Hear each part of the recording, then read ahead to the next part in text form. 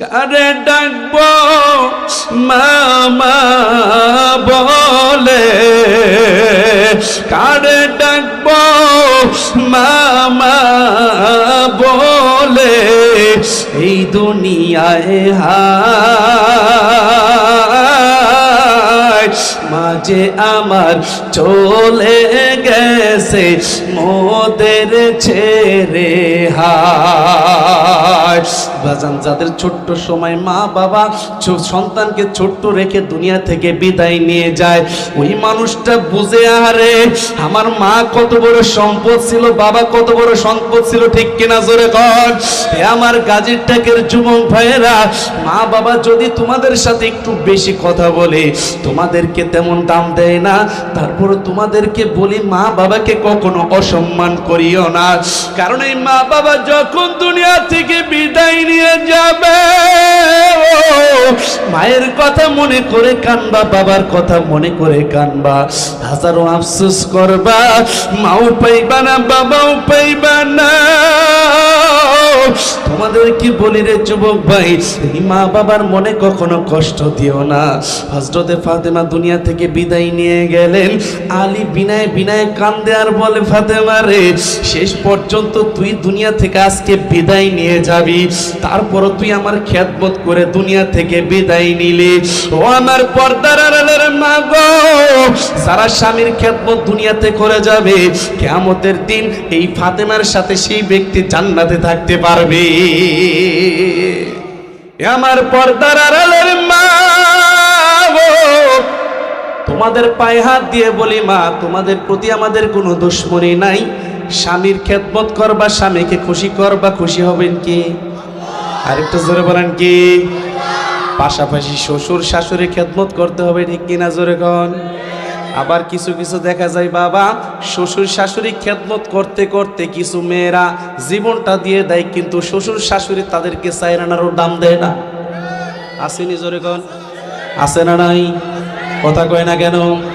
ও আমার পর্দার আড়ালের মা গো, আপনার যে পুত্র বধূটা আপনার বাড়িতে আসছে মা, আপনার খেদমত করা তার যেমনি ভাবে কর্তব্য, আপনার কর্তব্য হলো তাকে তাকে মেয়ের মতো আদর দেওয়া, ঠিক কিনা জোরে কন। কিছু কিছু ফ্যামিলি তো এমন আছে পুত্র বধূদেরকে কাজের পর চাইতে আরো নিচু মনে করে, আসেনি? কাজের মেয়ের মতো আচরণ করে, মনে হয় যেন আর কেউ নাই।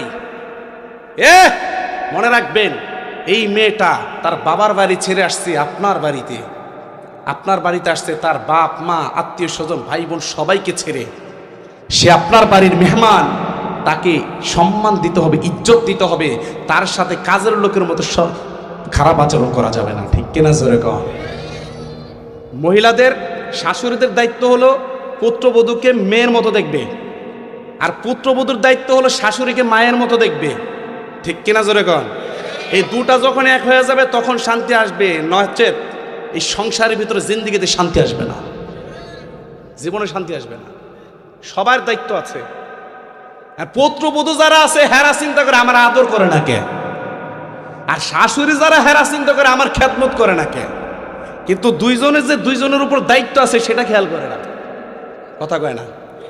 মা, এই দুইটা জিনিস ঠিক করেন, ইনশাল্লাহ আপনার ঘরটা জান্নাতি ঘর হয়ে যাবে, আপনার ঘরটা দুনিয়ার বেহেশত হয়ে যাবে মা। মনে রাখেন, শ্বশুর শাশুড়ির সাথে বিরুদ্ধাচরণ করবেন আর আপনি শান্তিতে থাকবেন, এটা কখনো হতে পারে না। শ্বশুর শাশুড়ি যারা আছেন, আপনার পুত্র বধূকে অশান্তিতে রাখবেন, ছেলে মেয়েকে অশান্তিতে রাখবেন, এটা কোকসিন কালে শান্তির আশা করা যায় না, ঠিক কিনা জোরে বলেন। টাকায় শান্তি নাই, টাকায় শান্তি আসেনি, কথা কয় না। টাকায় শান্তি আছে, টাকায় শান্তি নাই। অনেক গরিব ফ্যামিলি এমন আছে, শ্বশুর শাশুড়ি ছেলে মেয়ে পুত্রবধূদেরকে নিজের জীবনের চাইতে বেশি ভালোবাসে, আছে না? আবার পুত্রবধূ বলেন ছেলে বলেন সন্তানকে নিজের জীবনের চাইতে আরো বেশি মোহাব্বত করে। ওই ঘরটা কেমন যেন জান্নাতি ঘর হয়ে যায়, যদিও ভাঙাচোরা ঘর। আর বড় বড় অট্টালিকা যদি থাকে, ওই ঘরের ভিতর যদি বিল মোহাম্মদ না থাকে, মনে হয় যেন এটা একটা দুনিয়াতে জাহান্নামের টুকরা হয়ে গেছে, ঠিক কিনা জোরে কর। ও আমার পর্দার আড়ালের মা, ভালো করে মনে রাখবেন, আপনার দায়িত্ব আপনি পালন করবেন, আপনাকে যা যা দান করবেন কি আর একটু জোরে বলেন না কে? ও আমার পর্দার আড়ালের মা, তোমাদেরকে ভালো করে বলে যাই, 4 নম্বরে আল্লাহর রাসূল বলছেন জান্নাতি মহিলা যিনি হবেন সে তার স্বামীর খেদমত করবে। হযরতে ফাতেমাতুজ জোহরা রাদিয়াল্লাহু তাআলা আনহা, আল্লাহর নবীর মেয়ে, নাম শুনছেন নি? এই লোকটা কিয়ামতের দিন জান্নাতি মহিলাদের সর্দারিনী হবে। সুবহানাল্লাহ, জোরে কোন। হে মা, এই লোকটা স্বামীর খেদমত কেমন করেছে মা? জিন্দেগিটা ভর যতদিন পর্যন্ত স্বামীর ঘর সংসার করেছে মা, ততদিন পর্যন্ত স্বামীর খেদমত করার জন্য চেষ্টা ফিকির করেছে। আপনি তো আজকে আপনার স্বামীর বদনাম বাবার বাড়িতে গিয়ে করেন মা, আপনার স্বামীর বদনাম আপনি পথে ঘাটে করেন মা। একদিন হযরতে ফাতেমা রাত্রিবেলা বাবার বাড়িতে আসছে, বাবা দরজাটা খুলেন, নবীজি দরজা খুলে দিয়েছে। এসে বলতেছেন বাবা দেখেন দেখেন, এই যে জাতা ডলতে ডলতে, জাতা ঘুরাইতে ঘুরাইতে আমার হাতের চামড়াগুলো উঠে গিয়েছে। নবী আমার সাথে সাথে ডাক দিয়ে বলে মালিক রে,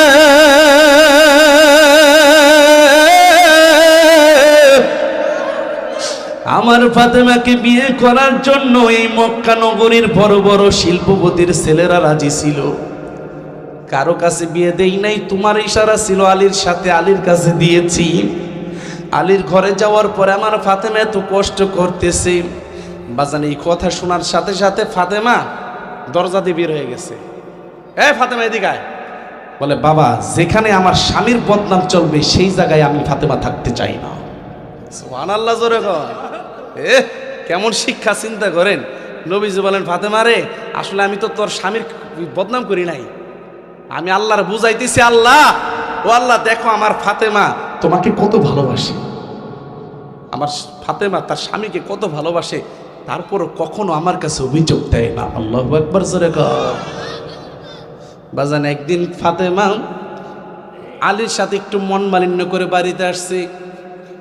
এসে বলতেছেন বাবা, আপনার স্বামী, আপনার জামাইয়ের সাথে আমার একটু কথা কাটাকাটি হয়েছে। নবী আমার ডেকে বলেন ফাতেমা রে, সব সময় আলীকে নিয়ে তুমি আমার বাড়িতে আসো, আজকে আলীকে সারা আসছো, তোমার কোনো কথা শুনবো না। আল্লাহু আকবার, জোরে বল।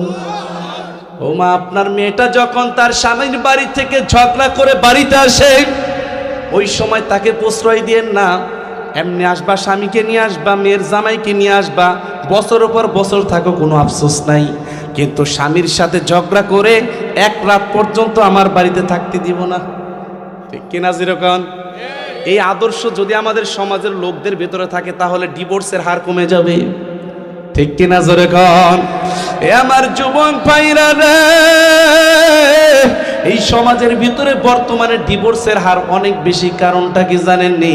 বলে মেয়েটা সুন্দরী, যার কারণে মায়ের ভিতরে একটা অহংকার কাজ করে। বলে আমার মেয়েটাকে বিবাহ করার জন্য কত যুবক পাগল ছিল, স্বামীর সাথে যদি কোনো একটু এদিক সেদিক হয়, বলে মা তুই আমার কাছে চলে ওই পোলার কাছে আর যাওয়ার দরকার নাই, তোকে অন্য জায়গায় বিবাহ দিব। ও মা, তুমি তো একটাবার ভাবলা না তোমার মেয়েটার সম্মান, তোমার মেয়েটার কদর বিয়ের আগে যেই পরিমাণ ছিল সেই কদর কিন্তু এখন আর নাই। অর্থাৎ তোমার মেয়েটা বিয়ের আগে বিয়ে করার জন্য হাজারো যুবক পাগল ছিল, এখন কিন্তু তোমার মেয়ে বিয়ে করার জন্য ওই রকম কোনো চাহিদা নাই। ঠিক কিনা? জোরে কন। মাই কথাটা যদি চিন্তা করতে পারেন তাহলে দেখবেন আপনার মেয়ের ডিভোর্স হবে না। আমার যুবক ভাইরা, ও আমার বৃদ্ধ বাবারা, মেয়েদের সংসার ম্যাক্সিমাম সময় দেখি ভাঙ্গে হলো তার মা। কথা কন না কেন? তার মা, অথবা যদি বাড়িতে কোনো ডিভোর্সি বোন থাকে সে সংসারটা ভাঙে। আশ্চর্য লাগে। মা বিভিন্ন কথা বইলা স্বামীর সংসারটা ভেঙে দেয়। অবশেষে এই মেয়েটা যখন তার স্বামীর সংসারটা ছেড়ে বাড়িতে আসে, এই মা আবার কোনো সময় ঝগড়া লাগলে খোটা দেয়, তুই এত ভালো হইলে তোর জামাইয়ের সংসার ছাড়ছিস কে?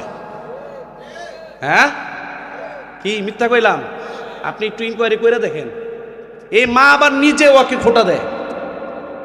শেষে দেখা যায় বাজান, এই মেয়েটার চোখের পানি দিয়ে ভাতের লোকমা পেটের ভিতরে যায়, কান্না করে আর পানি খায়, মনে মনে চিন্তা করে আহারে আমার মায়ের কথায়, বাবার কথায় আমার সোনার সংসারটা আমি ছেড়ে দিলাম। আমার পর্দার আড়ালের মা, হযরতে ফাতেমা যখন দুনিয়া থেকে বিদায় নেবেন, হযরতে আলীকে ডেকে বলতেছেন, স্বামী আমার, আজকে মনে হয় দুনিয়ার জমিন থেকে আমি বিদায় নিয়ে যাব। পাকের ঘরে হযরতে ফাতেমা বসে আছে, হযরতে আলী ডেকে বলতেছেন, কি হয়েছে তোমার? বলে, আমি রাত্রিবেলা স্বপ্নে দেখতেছি আমার বাবা বলতেছেন, ফাতেমা রে, আজকে তুমি সাহরি খেয়েছো দুনিয়ার জমিনে, আমার সাথে ইফতার করবা তুমি কবরে। বলে, স্বামী আমার, মনে হয় আমি দুনিয়ার জমিনে আর বেঁচে থাকবো না। বলে, ঠিক আছে, তোমার কথা সব শুনলাম, তাহলে তুমি এই পাকের ঘরে সকালবেলা তুমি কি করতেছো? বলে, স্বামী আমার, আমি আজকে যেহেতু দুনিয়া থেকে বিদায় নিয়ে যাব, আমি মনে মনে চিন্তা করলাম শেষমেশ আপনার খেদমত করে আমি কবরে যেতে চাই। বলে, কেমনে কি?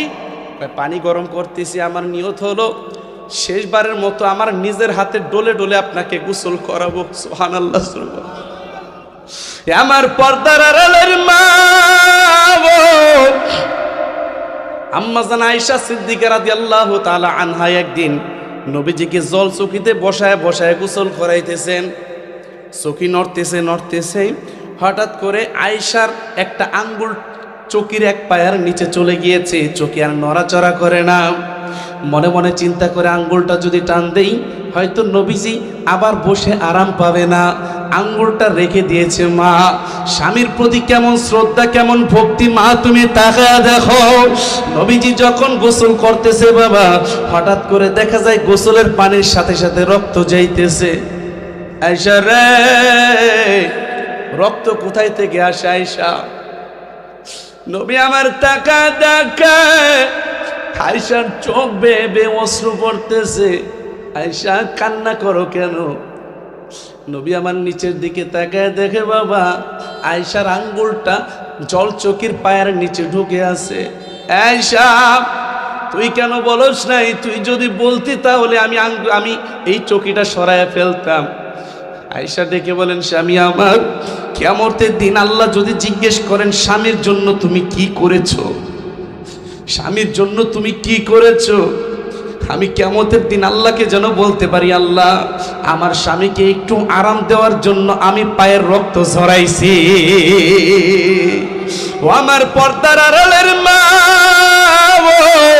তোমরা তো অনুসরণ করবা হযরতে আয়েশাকে, তোমরা তো অনুসরণ করবা হযরতে ফাতেমাকে, ঠিক কিনা? জোরে গো। ফাতেমা এবার বলতেছে, স্বামী আমার, পানি গরম করতেছি যে আপনাকে গোসল করাই দিব।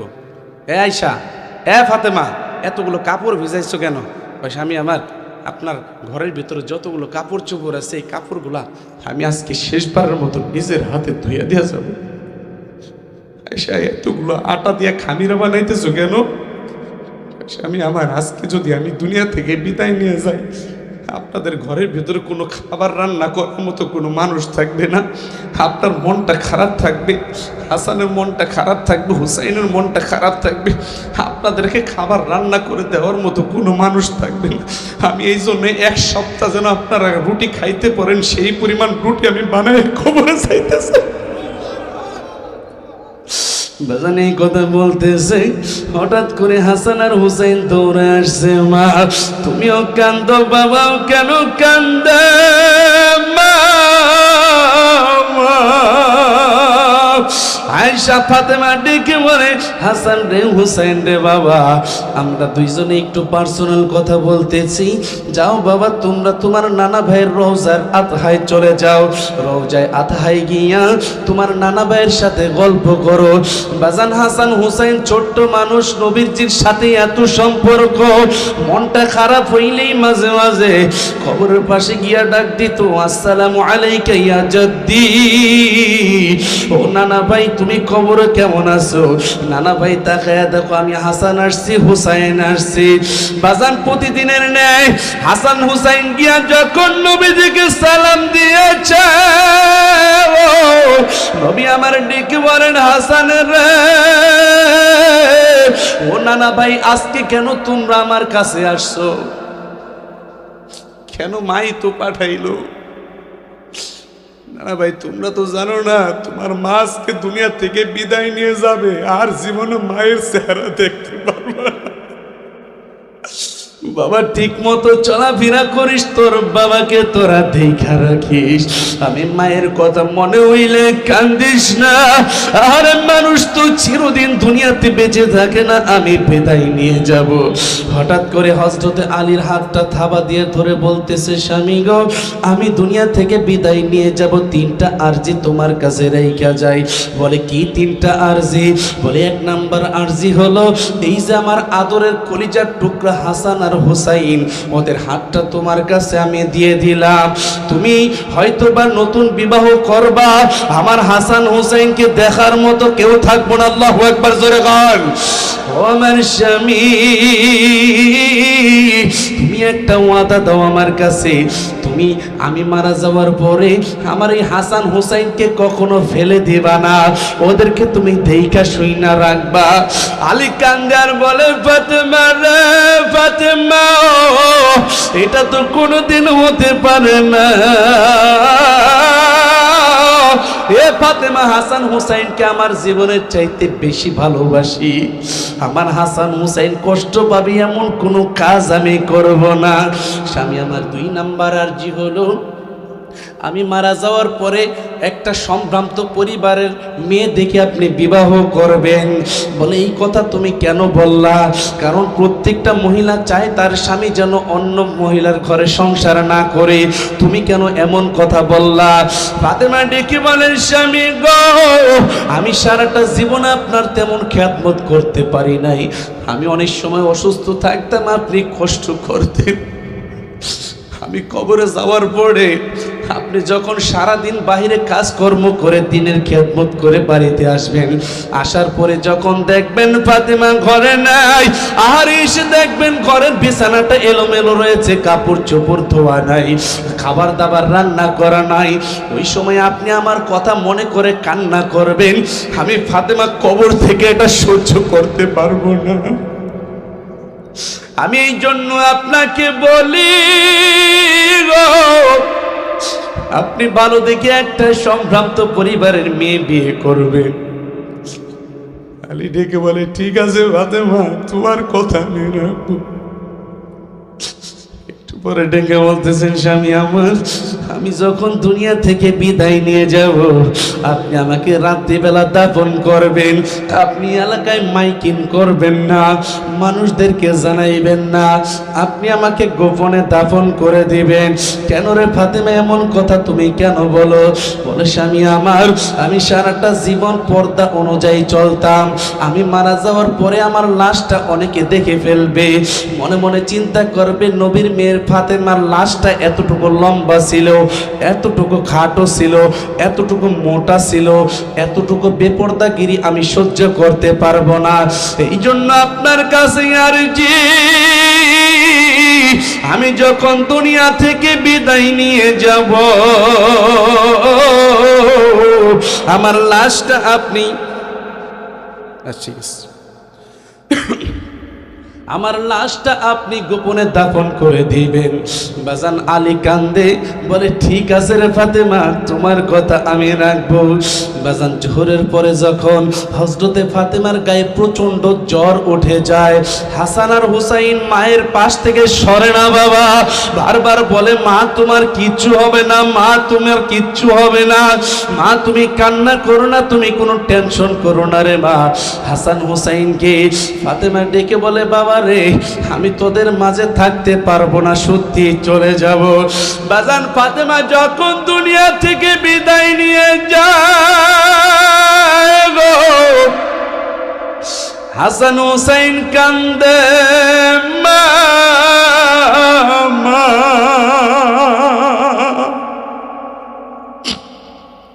কারে ডাকবো মামা বলে, কারে ডাকবো মামা বলে, এই দুনিয়ায় হায়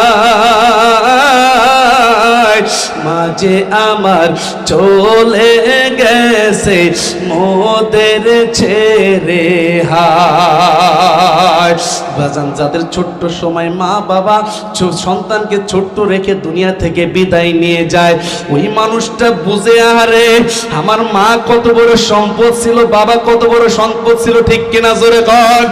আমার গাজীর টাকের যুবক ভাইয়েরা, মা বাবা যদি তোমাদের সাথে একটু বেশি কথা বলে, তোমাদেরকে তেমন দাম দেয় না, তারপর তোমাদেরকে বলি মা বাবাকে কখনো অসম্মান করিও না। কারণ এই মা বাবা যখন দুনিয়া থেকে বিদায় নিয়ে যাবে, মায়ের কথা মনে করে কানবা, বাবার কথা মনে করে কানবা, হাজারো আফসোস করবা, মাও পাইবা না বাবাও পাইবা না। তোমাদের কি বলি রে যুবক ভাই, এই মা বাবার মনে কখনো কষ্ট দিও না। হযরতে ফাতেমা দুনিয়া থেকে বিদায় নিয়ে গেলেন, আলী বিনায় বিনায় কান্দে আর বলে ফাতেমা রে, শেষ পর্যন্ত তুই দুনিয়া থেকে আজকে বিদায় নিয়ে যাবি, তারপরও তুই আমার খেদমত করে দুনিয়া থেকে বিদায় নিলি। ও আমার পর্দার আড়ালের মা গো, যারা স্বামীর খেদমত দুনিয়াতে করে যাবে, কিয়ামতের দিন এই ফাতেমার সাথে সেই ব্যক্তি জান্নাতে থাকতে পারবে। স্বামীর খেদমত করলে ফাতেমার সাথে জান্নাতে থাকতে পারবে। আহা, কেমন মহিয়সী নারী ছিলেন। হযরতে খাদিজা যখন দুনিয়া থেকে বিদায় নিবেন, তার আগ মুহূর্তে খুব অসুস্থ, প্রচন্ড অসুস্থ, বিনয় বিনয় কাঁদতেছে আর ডেকে বলতেছে, ফাতেমা তখন ছোট, ফাতেমা মা এদিকে আয়। কি মা? মা আমার খুব কষ্ট হচ্ছে একটা বিষয় নিয়ে। বলে কি মা, তোমার খুব খারাপ লাগতেছে? কয় মা আমার শারীরিক অবস্থার জন্য আমার খারাপ লাগে না, আমার খারাপ লাগতেছে আমি শেষ বয়সে আইসা আমার স্বামীর খেদমত করতে পারতেছি না। ফাতেমা আমার এই জন্য অনেক কষ্ট লাগতেছে। ফাতেমা রে, আমি মনে হয় দুনিয়া থেকে বিদায় নিয়ে যাব, তবে একটা কথা তোকে আমি বলে দিই রে ফাতেমা, তোর বাবাকে কখনো তুই একা ছাড়িস না রে মা, তোর বাবার সুখে দুঃখে সব সময় পাশে থাকিস। বাজান, মা যখন মেয়েকে এই ওসিয়ত করে যায়, হযরতে ফাতেমা ছোট্ট মানুষ, তারপরও সব সময় নবীজিকে সন্তানের মতো আদর করতেন। আল্লাহু আকবার জোরে গান। নবীজি যখন বাহিরে যাইতো, বাবা ফাতেমা দরজার পাশে দাঁড়ায় থাকতো, আমার বাবাকে আবার কেউ কিছু বলে নাকি? ও আমার পর্দার আড়ালের মা, আপনার সন্তানটাকে আপনি ওসিয়ত করেন, নসিহত করেন, বাবা তোর বাবাকে সম্মান দিবি, তোর বাবাকে ইজ্জত দিবি। বাবা যারা আছেন তারাও সন্তানদেরকে বলবেন, বাবা তোমার মাকে সম্মান দিবা, ইজ্জত দিবা। যখন দুইজনের কথা বলবেন বাবা, ওই সময় দেখবেন এই সন্তানটা আপনাকেও সম্মান করবে, আপনার স্ত্রীকেও সম্মান করবে। ঠিক কিনা জোরে কন? কিছু অবুঝে বেবুঝে কিছু মহিলা আছে, সন্তানরে শিখাই দেয় তোর বাপের গাল দে, ঝগড়া লাগছে তো বুঝেন নাই, আর এটা জিদ মিটানোর জন্য ফোন শিখাই দেয় তোর বাপের বকা দে। মা, এটা যদি আপনি করেন, এমন একটা সময় আসবে এই সন্তান আপনাকেও দাম দিবে না, তার বাবাকেও দাম দিবে না। ঠিক কিনা জোরে কন? এ আমার পর্দার আড়ালের মা, স্বামীর সাথে যদি কখনো মন মালিন্য হয়ে যায়, অনেক সময় দেখা যায় বেড আলাদা করে, বিছানা আলাদা করে, আসেনি? কথা কন না কেন? বছরের পর বছর চইলা যায়, এক বিছানায় ঘুমায় না।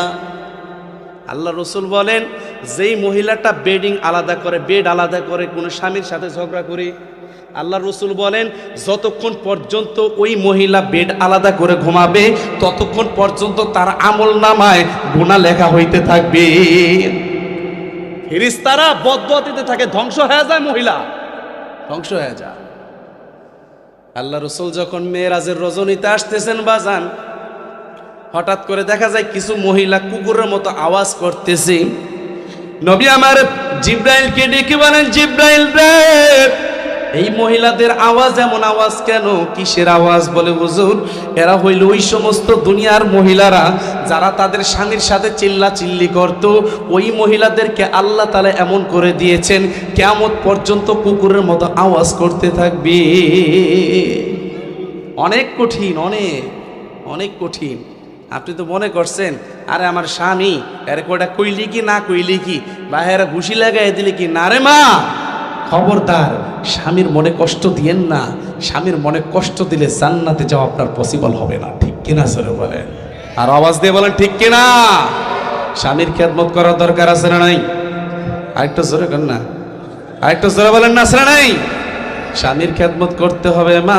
স্বামীর খেদমত যদি করতে পারেন, স্বামী যদি দুনিয়া থেকে বিদায় নিয়ে যায়, আল্লাহ রসুল বলেন কোন স্ত্রী যদি বলে আমার স্বামীটা ভালো ছিল, ওই স্বামীকে আল্লাহ মাফ করে দিবেন। আবার কোনো স্বামী যদি বলে আমার স্ত্রীটা ভালো ছিল, আল্লাহ রসুল বলেন ওই স্ত্রীকে আল্লাহ মাফ করে দিবেন। সুবহানাল্লাহ জোরে কয় না? একটু জোরে কর না সুবহানাল্লাহ। বনি ইসরাইলের যুগে এক মহিলা, তার সন্তান অসুস্থ, এই জন্য করছে, মান্নত করে না, করেনি অনেকে। এই মান্নতের একটা মাসালা শুনেন। আল্লাহ রসুল বলছেন সাল্লাল্লাহু আলাইহি ওয়াসাল্লাম, কেউ যদি মান্নত করে, এই মান্নত দ্বারা কোনো ফায়দা নাই। কথাবার্তা ভালো করে বুঝছেন? মান্নত দ্বারা কি নাই?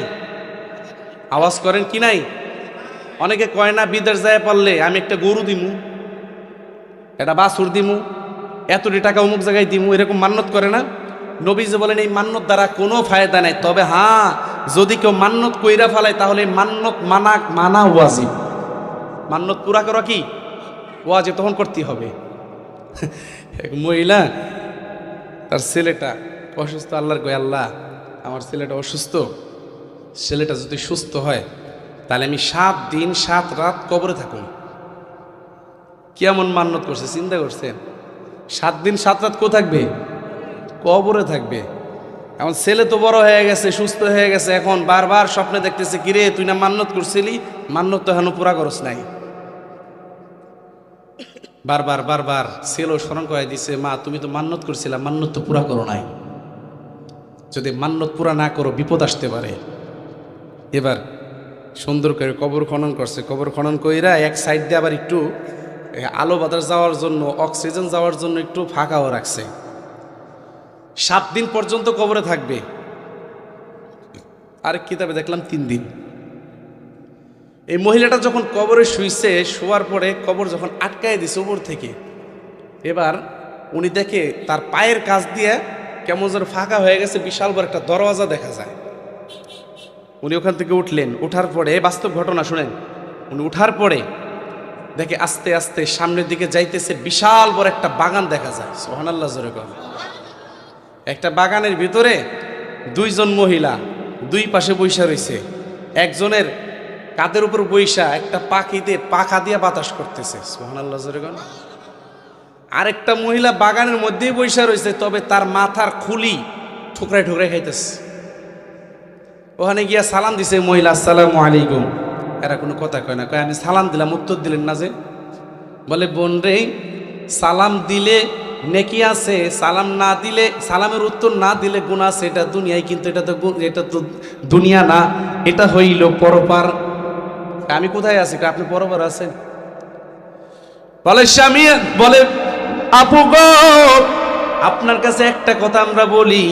বলে কি কথা? বলে আমরা এখন আছি, খুব শান্তিতে আছি। বলে 2 জন মহিলা আমাদেরকে দেখতেছেন, 2 জনের 2 হালাত, এই জন্য অবস্থা। কয় কেন কি?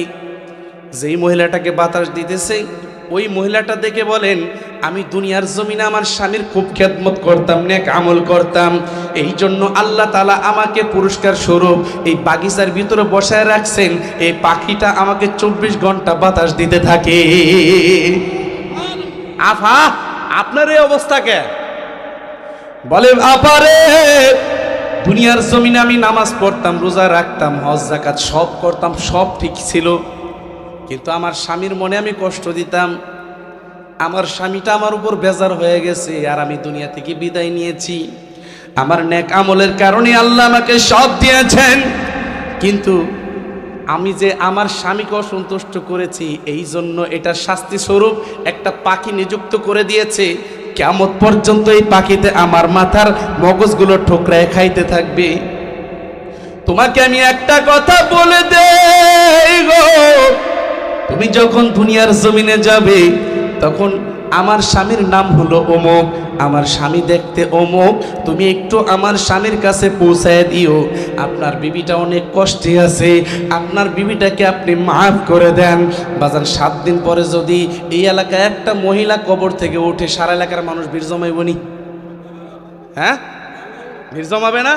ও দেহি তো বেডি আছে না, মরে গেছে। 7 দিন পরে উঠছে, উঠার পরে পুরা একেবারে জড়ো হয়ে গেছে মানুষ, সব এলাকায় এরকম ছড়ায় গেছে। 7 দিন পর্যন্ত একটা মহিলা কবরের ভিতরে। কবরের থেকে আসার পরে সবাই বলতেছে আপনি কেমন আছেন? আলহামদুলিল্লাহ ভালো আছি, সবই ঠিক আছে। অমুক নামে কোনো ব্যক্তি আছে? বারবার জিজ্ঞেস করতেছে, কেউ বলতে পারে না। হঠাৎ করে একটা বৃদ্ধ লোক সামনে আসছে, এসে বলতেছে হ্যাঁ আমি অমুক লোক। আপনার স্ত্রীর নাম অমুক? কয় হ্যাঁ। আপনার স্ত্রী আপনি মাফ করে দেন? কয় না আমি ওরা মাফ করুম না। কয় দেখেন আপনার স্ত্রীটা অনেক অশান্তিতে আছে, তাকে মাফ করে দেন। এক পর্যায়ে উনি খুব রিকোয়েস্ট করে মাপ চেয়ে যখন নিল, রাত্রিবেলা এই আল্লাহর বান্দি যখন ঘুমাইছে, ঘুমের ঘরে ওই মহিলাটা স্বপ্নে দেখাইতেছে, বোন রে তুই যে আমার কত বড় উপকার করেছো এটা আল্লাহ ছাড়া আর কেউ জানে না। আমার স্বামী আমাকে মাফ করে দেওয়ার কারণে আমাকে আমার আল্লাহ তাআলা আমার জিন্দেগির গুনাহ মাফ করে আমাকে জান্নাতি বানায় দিয়েছে। ও আমার পর্দার আড়ালের মা, স্বামীকে যদি খুশি করে কবরে যাইতে পারো মা, তাহলে খুশি হবেন কি? আরেকটু জোরে বলেন কি? আরেকটু জোরে বলেন নাকি? বাজান শেষ করে দিচ্ছি। মহিলা যদি নেককার থাকে, স্বামীও নেককার হওয়ার আশা করা যায়, ঠিক কিনা জোরে কোন? একটা মহিলা যদি ঘরের ভিতরে নেককার থাকে মা, তার উসিলায় তার স্বামীটাও ভালো হয়ে যায়। আবার কিছু কিছু পুরুষ লোক আছে, এর ঘাড়ের রগটা এত পরিমাণ টেরা, বলে জিন্দেগিতে এটা সোজা হয় না, ঠিক কিনা জোরে কোন? এক আল্লাহর বান্দি, খুব নেককার মানুষ, খুব নেককার মানুষ, চলে মানুষ, আল্লাহর বান্দি। এই শেষ করে দিচ্ছি, হুজুর চলে আসবেন, শোনেন। খুব নেককার মানুষ, কিন্তু স্বামী ওই যে ওই লোকের মতো বৎকার একজন ঘটছে। বৎকার ঘটার পরে একদিন স্বামী স্ত্রী বৈশা বৈশা খাবার খাইতেছে। হঠাৎ করে এক লোক এসে বলতেছে, আল্লাহ করিম আমাকে কিছু খাবার দিতে পারবেননি আপনারা? বিবি বলে, স্বামী আমরা তো খাবার খাইতে বসলাম, একটা ভিক্ষুক আসছে, আল্লাহর মেহমান আসছে, একটু খাবার দিয়ে আসেন। কয় তুমি বসো।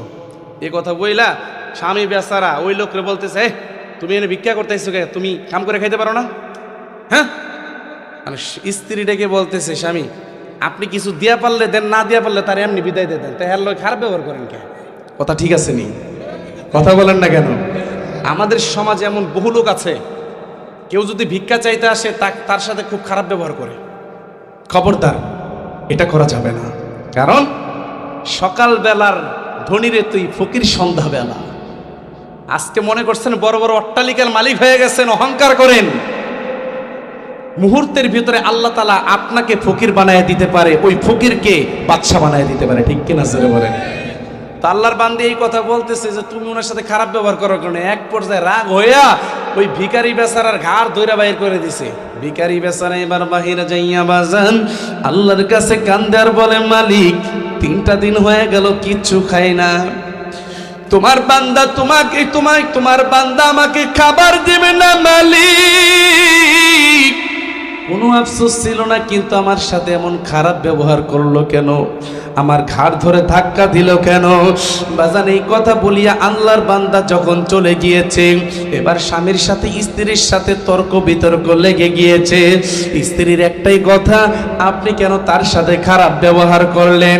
স্বামী এক পর্যায়ে বদমেজাজি মানুষ বাবা, স্ত্রীকে 3 তালাক দিয়ে দিছে।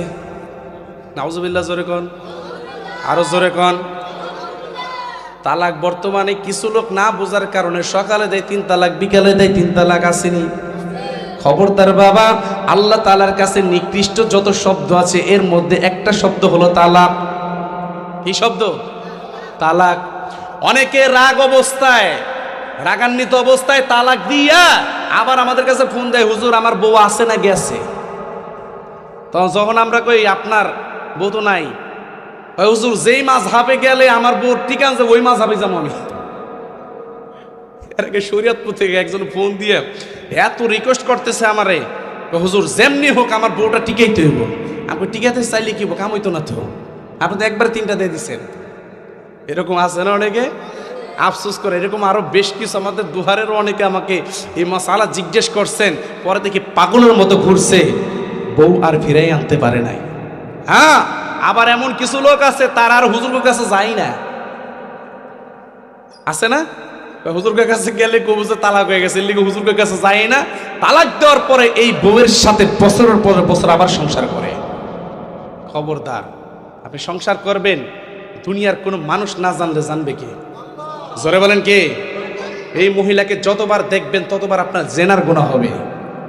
খবরদার। তালাক দিয়ে দিয়েছেন, সে অপর মহিলা হয়ে গেছে। কবুল বললেন পরে যেমনি ভাবে হালাল হয়ে গেছে, তালাক বলছেন পরে একবার পুরো হালাল হারাম হয়ে গেছে। এবার স্বামীর এই কথা শুই না স্ত্রী কাঁদতেছে, আল্লাহ আমার স্বামীকে আমি একটা সৎ কথা বললাম, নেক কথা বললাম, সে তো না হক ছিল, আমি ছিলাম হক, সে আমাকে তালাক দিয়ে দিল। বাড়িতে চলে গেছে, বাড়িতে যাই আল্লাহর কাছে কান্দে, আর আল্লাহ হকের পথে থাইকে আজকে আমার এত কষ্ট।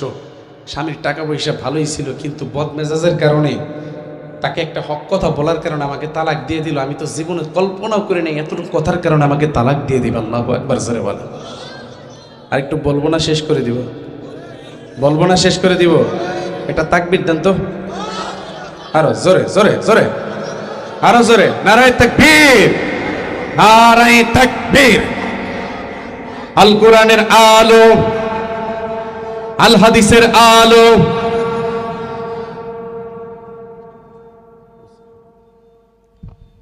এবার আল্লাহর বান্দি ঘরে বৈশা বৈশা আল্লাহর কাছে কান্দে, মালিক রে তুমি দয়া করো, তুমি মেহেরবানি করো, আমার কপালে যা ছিল তা হয়ে গেছে।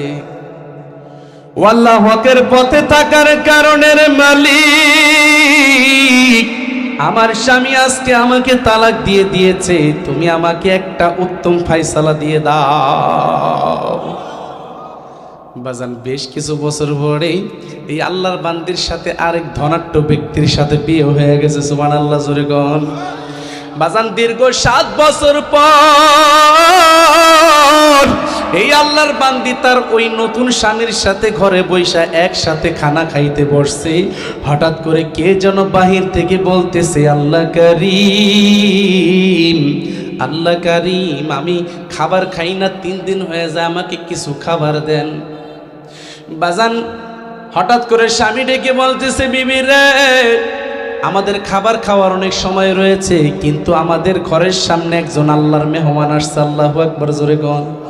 আর একটু জোরে বলেন। ভিখারি কার দেওয়া নিয়ামত? জোরে গন। আল্লাহর দেয়া নিয়ামত। কিয়ামতের দিন আল্লাহ তাআলা বান্দাকে বলবে, আমি ক্ষুধার্ত ছিলাম, তোমার কাছে খাবার চাইছিলাম, দাও নাই কেন? তখন আপনি বলবেন, আল্লাহ আপনি আবার কেমনে ক্ষুধার্ত থাকলেন? আপনি চাইলে তো ঠিকই দিতাম। আল্লাহ তাআলা ডেকে বলবেন, বান্দারে ওই যে ভিখারি তোর কাছে খাবার চাইছিল, তাকে যদি তুই খাবার দিতি, আমি আল্লাহকে দেওয়া হয়ে যাইতো। বিবি ওই কি কয়, স্বামী রে বলে এই ভিখারি রে কিছু খাবার দিয়ে আসি। বলে ঠিক আছে যান। যাওয়ার পরে এবার খাবার দাবার দিছে, ভাই খাবার খান, বসেন। খাবার দাবার দেওয়ার পরে এখন মহিলারা অনেক সময় দেখে না যে কোন লোকটা আইলো আড়াল থেকে, আড়াল থেকে এইভাবে এই মুখটা আটকাইয়া দেখতেছে, দেখি তো। হঠাৎ করে সে চমকা উঠছে, কিরে এই লোক কোত্থেকে আসলো? ঘরে যে কান্না শুরু করছে। বিবি কি কি হয়েছে তোমার? ওই লোকে তোমাকে কিছু বলছে নাকি? কয় না। কান্দো কেন? বলে স্বামী গো, আমার পুরাতন একটা দুঃখের কথা মনে পড়ে গেল। আল্লাহ তাআলার বিচার দুনিয়ার বাইরে। আল্লাহু আকবার, জোরে গন। নদীর এপার ভাঙে ওপার জোড়ে, এই তো নদীর খেলা রে। সকাল বেলা ধনী রে তুই, ফকির সন্ধ্যা বেলার। বলে স্বামী আমার, আজ থেকে 7 বছর আগে এই লোকটার ঘরে আমি সংসার করতাম। আমার ঘরে যখন একটা ভিখারি আসছে স্বামী আমার, এই লোকটা খাবার না দিয়া ওই লোকটাকে যখন ঘাড় ধাক্কা দিয়ে বের করে দিয়েছে, আমি তার একটু প্রতিবাদ করার কারণে আমাকে সে 3 তালাক দিয়ে দিয়েছে। স্বামী এই জন্য মনে মনে চিন্তা করতেছি, আল্লাহ ইচ্ছা করলে কি না করতে পারে। স্বামী এবারে ডেকে বলে, বিবি রে দাঁড়াও আমি আরেকটা নজর লোকটাকে দেখে আসি। লোকটাকে ভালো করে তাকায় দেখে বাজান এই লোকটাকে তো চেনা চেনা লাগে। বিবিকে ডেকে বলেন, বিবি রে বিবি, ওই যে তোমাদের ঘরের কাছে যে একটা ভিখারি গিয়েছিল, যাকে তোমরা ঘাড় ধাক্কা ধরে বের করে দিয়েছিলা, ওই লোকটা অন্য কেউ ছিল না, সেই লোকটা ছিলাম আমি।